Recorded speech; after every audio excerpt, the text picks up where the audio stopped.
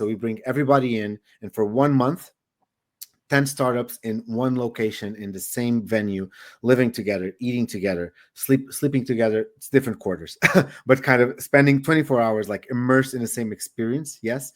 And then the mentors fly over. They spend not 40 minutes talking at you, but 3 to 4 days at a time. So you have the master classes and the workshops, and then you pull up these people for breakfast. You open up your laptop, you workshop your own stuff with them. You have one-on-ones, you have mentoring, you have coaching, like you have their time here. So obviously also for the mentors, a lot of them get converted to advisors because guess what? When you spend 3 days with people, there's real bonding, there's real trust.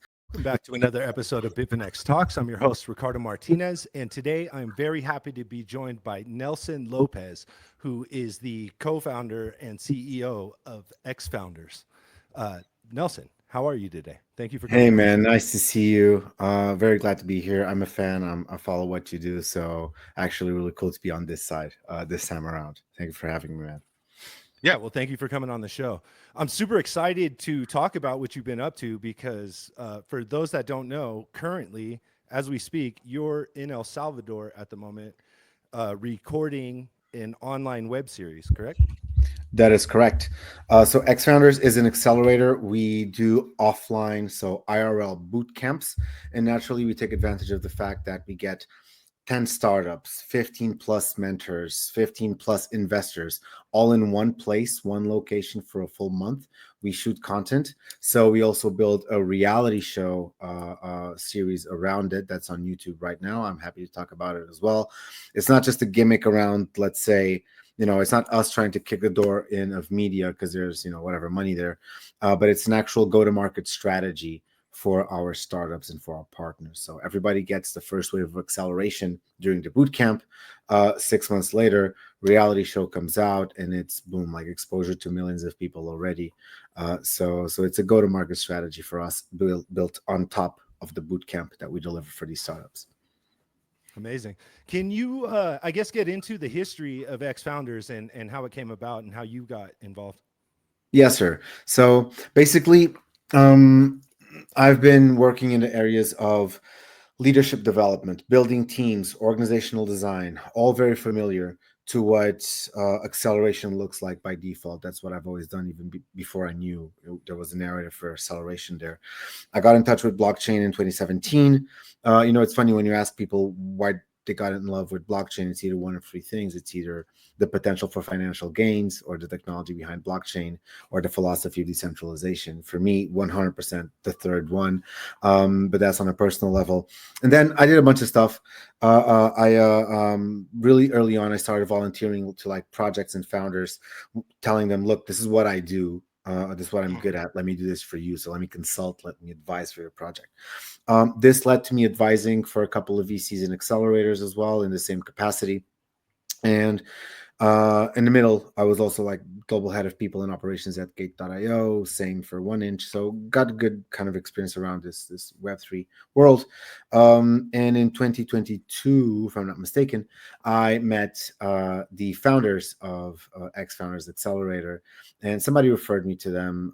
I had seen a little bit more ahead of the curve of what they were building at the time. So I opened up my network. I opened up kind of my knowledge as well, kind of helping them look at what, build the plane, fly the plane.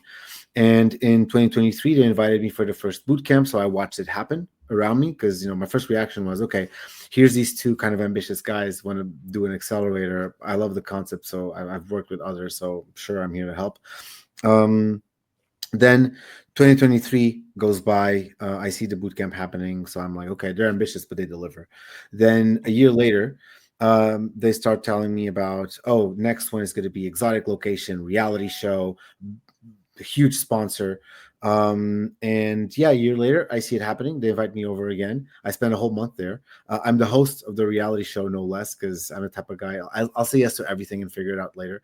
So if you go on YouTube and you look up the show, I'll tell the name at the end. You'll see me being a host of anything for the first time ever, but had a ton of fun. And basically our concept is like, I can talk shit about other accelerators because I worked for them. And basically we just bonded together over this frustration with these more bullshitty online boot camps where these accelerators, quote unquote, will run these startups for 8, 12, 15K just to be there. Then they'll run them for 8, 12, 15 percent equity of what these startups are, whatever they're worth. Basically for what? For a bunch of like tiny little Zoom windows over a period of 5 weeks, like twice a week, you have somebody talking at you in a little Zoom window like this.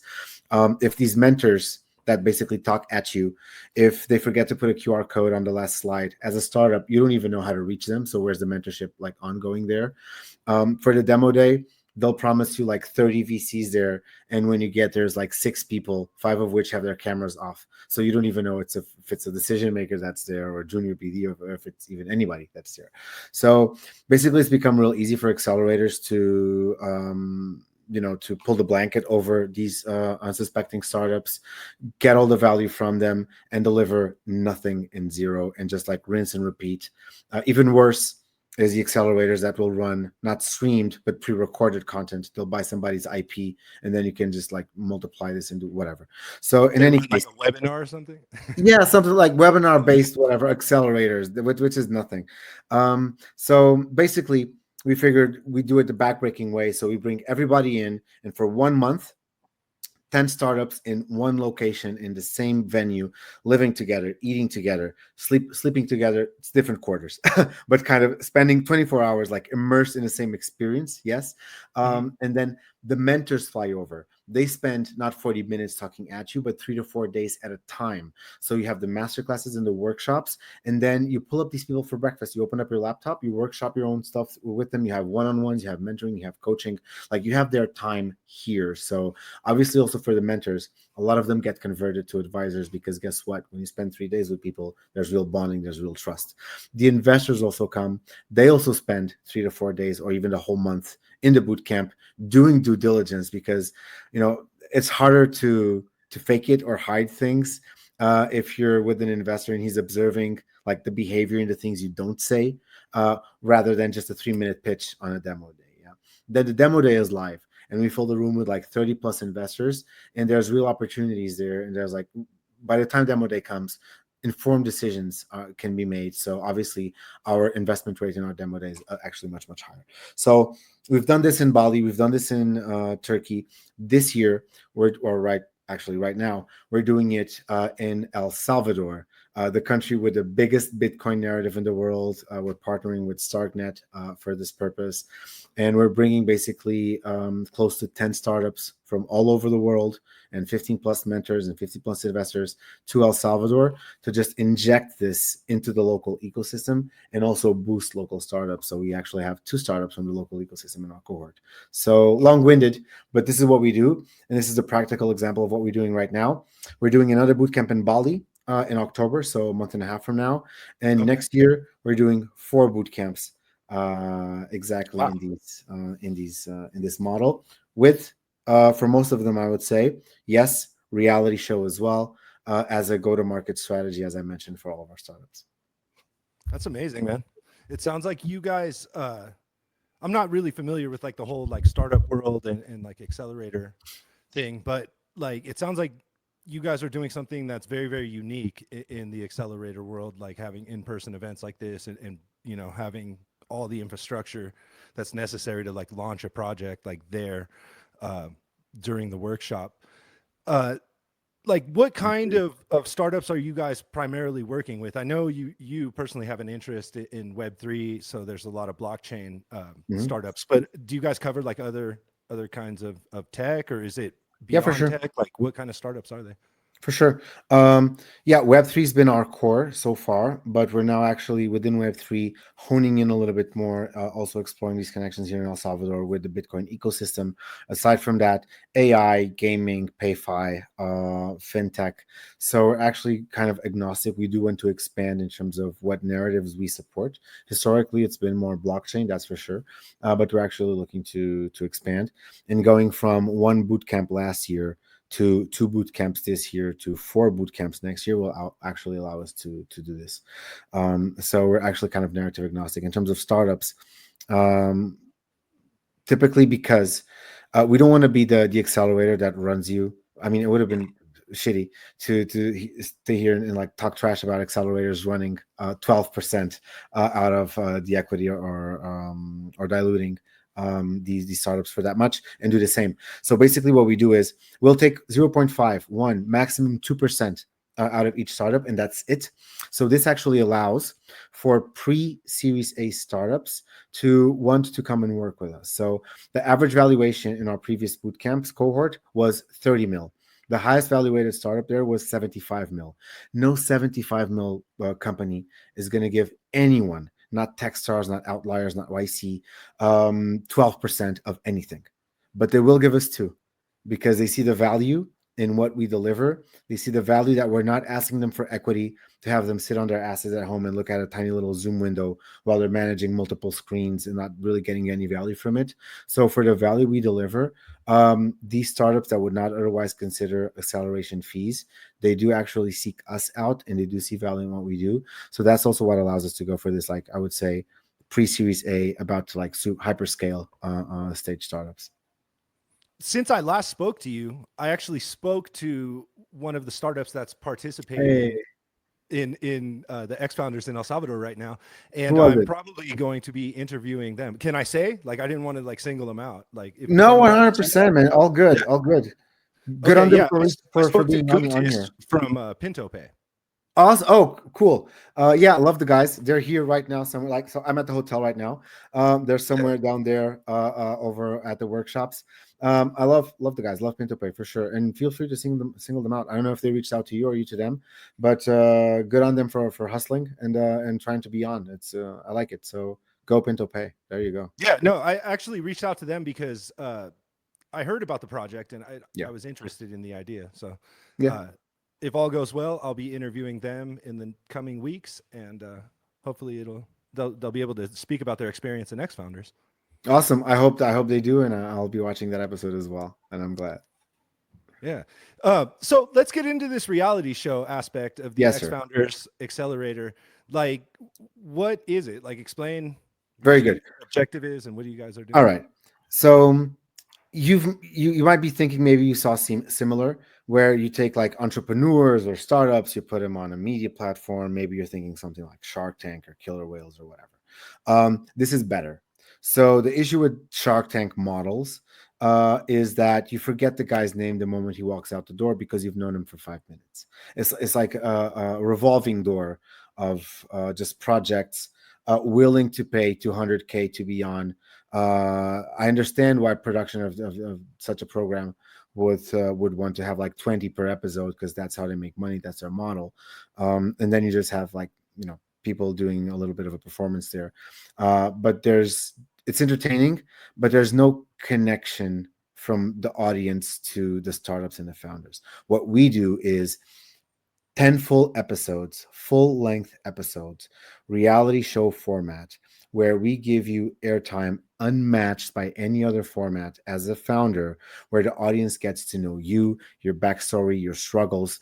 We study you, we study your character, we have pre interviews, we understand what your story arc is. We have a starting point and an ending point so the audience falls in love with the growth that you had throughout the show as well.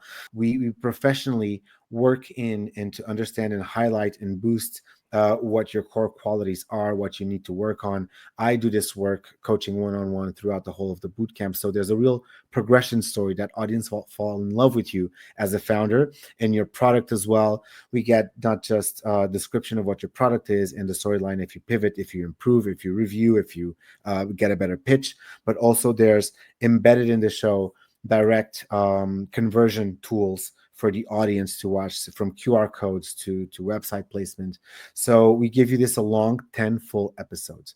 For this season in El Salvador, we're doing something different, equally as powerful, where each episode will be centered in one startup. So as a startup, you'll have your own full-length episode that you can use as a media business card to send everywhere and cross market the hell out of it. So this is something that we're highly experimental in. And again, it's a go-to-market strategy for our startups. It's not a gimmick. It's not something that we're just like trying to, oh, let's get in media.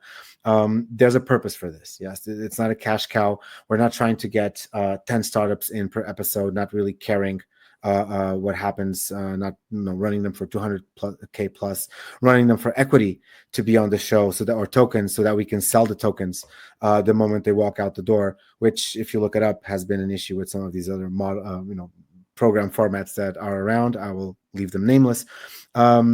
This is just a perk we add to the startups that join our cohort, that join our portfolio for free. We put all of this together for them.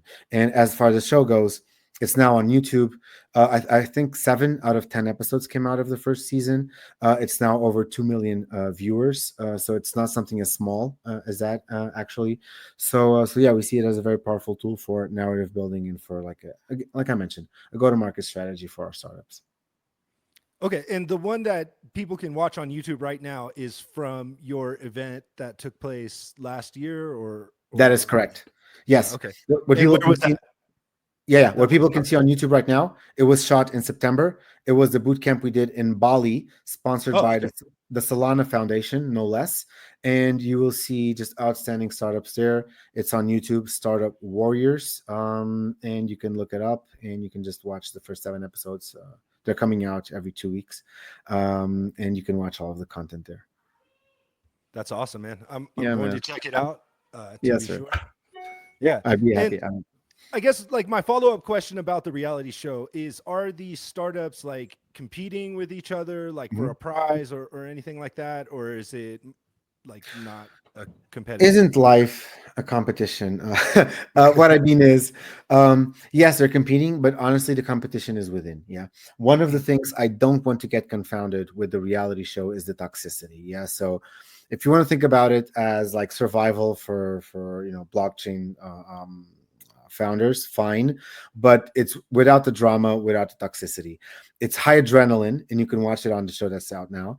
But the competition comes from within. Yeah. So we give them challenges, we give them tasks, we set them up with missions that they have to do around the country that equate with startup life, equate with founder mindset. Like, one thing I'm always telling them is, your mindset is the foundation that your startup will be built on.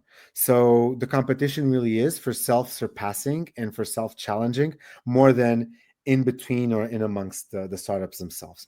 If you want to look at it from that angle, it's fine. I mean, I guess there is a demo day, and they're all competing for kind of the same, I guess, grants or pockets. But that's just part of also life. We don't actively kind of nurture, stimulate that to amplify the toxicity. The adrenaline and the rush and the high stakes and the drama come from the assignments we give them, the growth, and them just competing with themselves. And when I say competing, I don't just mean like sitting at the computer trying to be better. We send them on hikes with 20-pound backpacks up a volcano at 6 a.m. We have them standing for 10 minutes on Sadhu nail boards, real nails, real boards, real people standing on them. We have them doing scuba diving. We have them doing high adrenaline like activities and sports, but all of them kind of connected to just the effort that it takes to run a startup. So the parallel is there, and it does help build them up. So that's where the adrenaline for the show comes from, not toxicity or drama like in between the startups. Okay, thanks for explaining that for us. Yeah, for sure, Um, man. how do you guys exactly select the startups? Is there like an application process? Like, how do you decide who's going to participate in one of the Very good. accelerator programs? Very good. So as we move from season to season, we're also gaining traction. We're getting more and more interest. I would say right now, we start at the top of our funnel with about like 2,000 startups. We chisel it down to about 200. Um, when we get to around that number, we involve the partner that we're working with for each bootcamp. So it's been ICP, it's been Solana, right now it's Darknet. So we work together also with our main partner for each bootcamp to select startups that are interesting for them as well.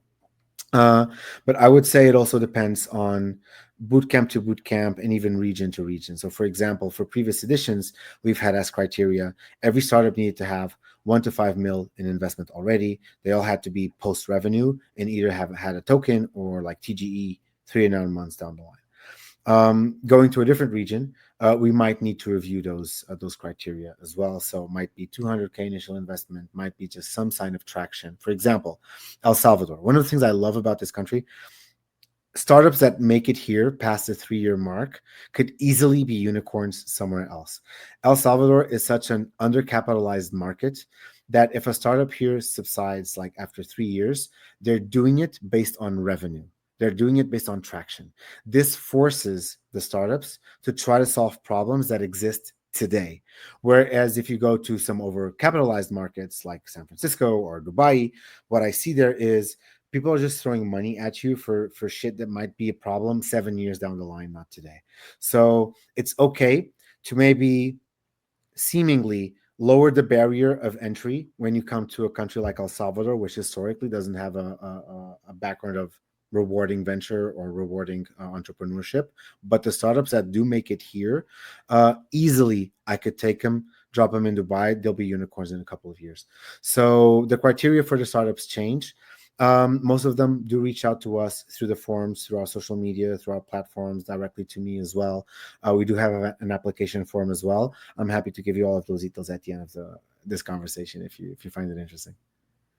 Yeah, yeah, we should put that out there just in case any viewers watching it I'll want to just reach out mention to like X the Founders. media. I'll just mention like the links we're at, and people can go on, and it's pretty clear how to apply then. So it takes no time. You mentioned that you guys have next year like 4 accelerators already planned. Can you kind of tell us about what the future holds for X Founders? Yes. So as I mentioned, we've done for 2 years one boot camp per year. Now we're doing two. Next year we're doing four.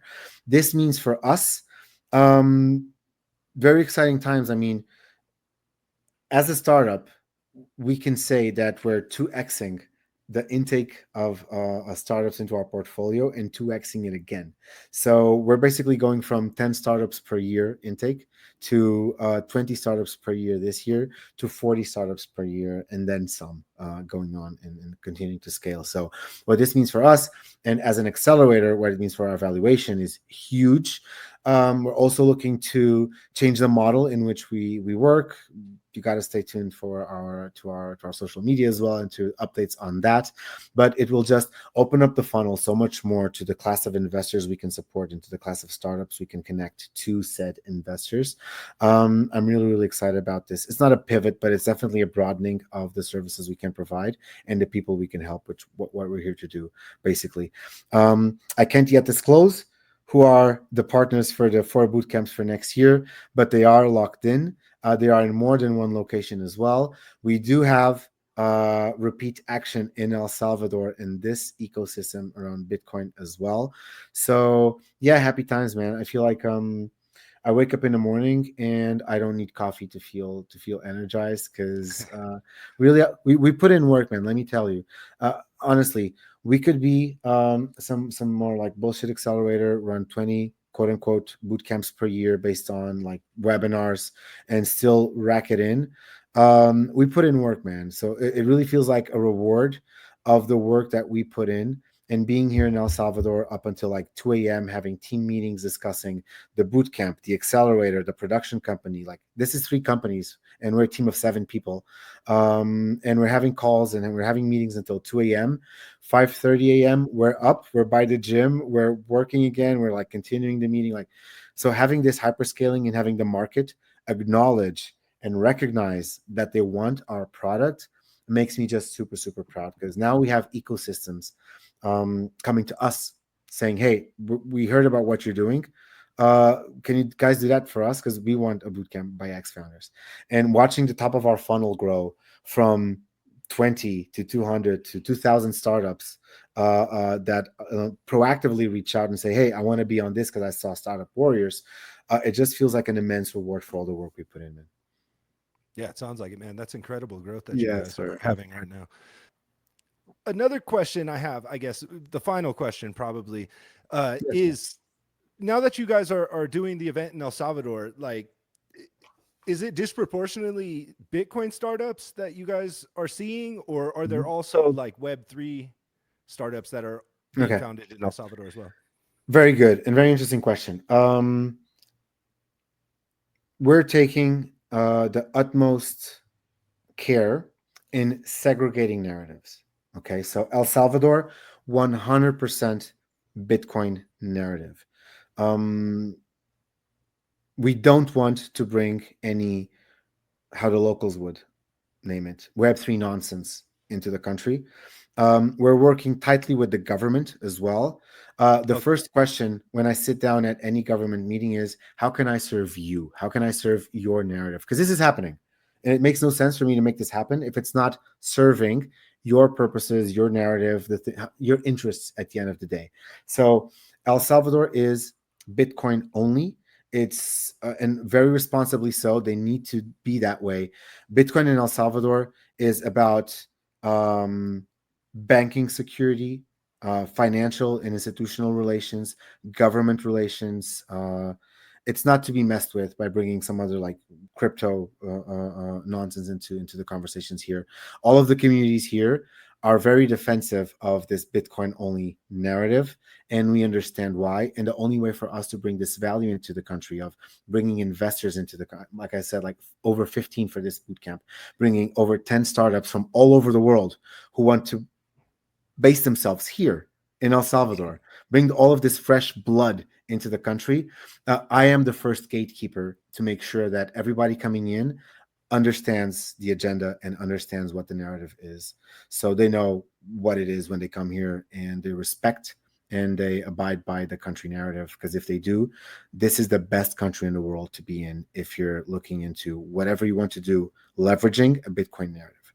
For every other narrative, at the end of the day, XFounders will have several branches. We're looking to expand as well, but that stays in context relevant regions as well. So for sure, we can continue to work with blockchain in Dubai, for example. For sure, there's opportunities that kind of crossbreed from different regions one to the other. But no, XFounders will not focus itself exclusively on Bitcoin-based startups in everything we do. But in as much as our contact with El Salvador, then for sure, 100%, yes.